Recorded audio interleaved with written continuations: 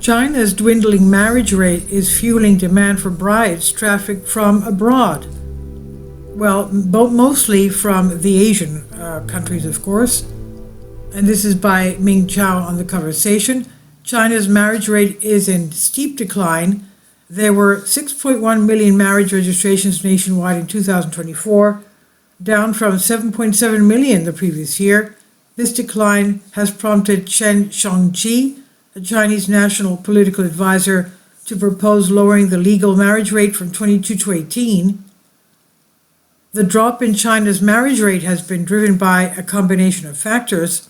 These include increased economic pressures, evolving social attitudes towards marriage, and higher levels of education. Urban Chinese women, in particular, are increasingly pushing back against traditional gender expectations, which emphasize marriage and childbearing as essential life milestones. Rising living costs and making it increasingly difficult for many young people to afford to get married. At the same time, China is grappling with a long-standing gender imbalance, the legacy of the country's sweeping one-child policy, and cultural preferences for male children. In the early 2000s, when the imbalance was at its peak, China's sex ratio at birth reached 221 boys for every 100 girls. For every 100 girls born, in some provinces there were more than 130 boys. The gender imbalance is particularly pronounced among those born in the 1980s, a generation I belong to, the scientist said. This is due to the widespread use of ultrasound technology from the mid-1980s onward, which offered parents the ability to terminate pregnancies if the child was a female. Can you imagine? Unmarried men in China have become part of the so-called era of leftover men, Shengnan Shidai in Chinese. This is an internet term that loosely refers to the period between 2020-2050, when an estimated 30 million to 50 million Chinese men are expected to be unable to find a wife. The conundrum is that many of these leftover men want to marry. I know this firsthand. Some of my peers from primary and secondary school have been desperately searching for a wife, but have struggled to find a spouse.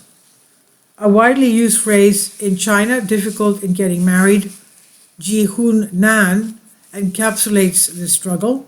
Unable to find a domestic spouse, some Chinese men have turned to purchasing foreign brides. The growing demand for these brides, particularly in rural areas, has fueled a rise in illegal marriages. This includes marriages involving children and women who have been trafficked into China primarily from neighboring countries in Southeast Asia. And according to Human Rights Watch report released in 2019 on bride trafficking from Myanmar to China, a porous border and lack of response by law enforcement agencies on both sides created an environment in which this is flourishing. The Chinese government has now pledged to crack down on this industry. In March 2024, China's Ministry of Public Security launched a campaign against all this. Now, purchasing foreign brides, these marriages are often arranged through informal networks or commercial agencies, both of which are illegal according to Chinese State Council. And Human Rights Watch says women and girls in neighboring countries are tricked by brokers to go to well-paid employment in China. They find themselves at the mercy of brokers and giving up $3,000, anywhere from $3,000 to $13,000 to Chinese men. And determining the extent of illegal cross-border marriages in China is challenging due to the clandestine nature of these activities. But the most recent data from UK's Home Office suggests 75% of Vietnamese victims were smuggled to China. The Women from Myanmar, an award-winning documentary from 2022, follows the story of Myanmar's women who this was done to in marriage in China, and the film exposed the harsh realities faced by many of these brides, these quote-unquote brides. Then it captures not only the coercion and abuse many of these women endure, but also their struggle for autonomy and survival in a system that treats them as commodities. Larry, a trafficked woman who features in the documentary, explained that she saw her capacity to bear children as her pathway to survival. The Chinese authorities constantly warn of scams involving these brides from abroad. In November 2024, for example, two people prosecuted over the involvement of this illegal cross-border matchmaking scheme. So these are matchmakers. This is a business for them. The Chinese men were lured into extremely expensive marriage tours abroad with promises of affordable foreign wives. And there have also been cases where the undocumented brides themselves have disappeared with large sums of money before marriage arrangements were even completed. So China's marriage crisis has far-reaching implications for the country's demographic future.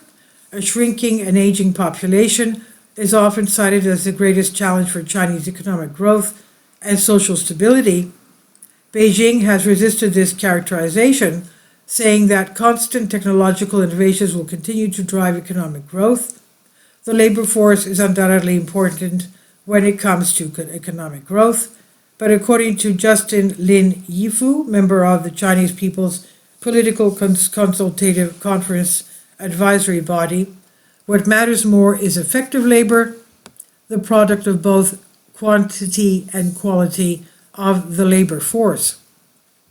China has increased its investment in education continually over recent years in anticipation of future challenges surrounding its aging population.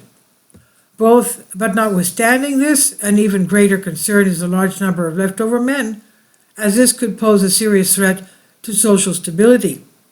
Studies have found a positive correlation between high male-to-female sex ratio and crime rates both in China and India, where there is also a significant gender imbalance. In China, research has found that skewed male sex ratios have accounted for around 14% of the rise in crime since the mid-1990s, and in India, modeling suggests that 5.5% rise in the male sex ratio would increase the odds of unmarried women being harassed by more than 20%. The question of who China's leftover men will marry is becoming a pressing issue for Beijing. The government's response will shape the country's future for decades to come. This is by editor Joe Adjatunji, and this is written by Ming Gao, researcher, scholar for East Asia Studies and History Division, Lund University, on the conversation. Please leave your comments and thank you for your support. Please support my Patreon account. The daily posts are 5 videos daily, and they are totally different from what I have on my YouTube channel. Thank you so much for your support and that you find all my content so interesting. You'll find the Patreon account details in the description box below.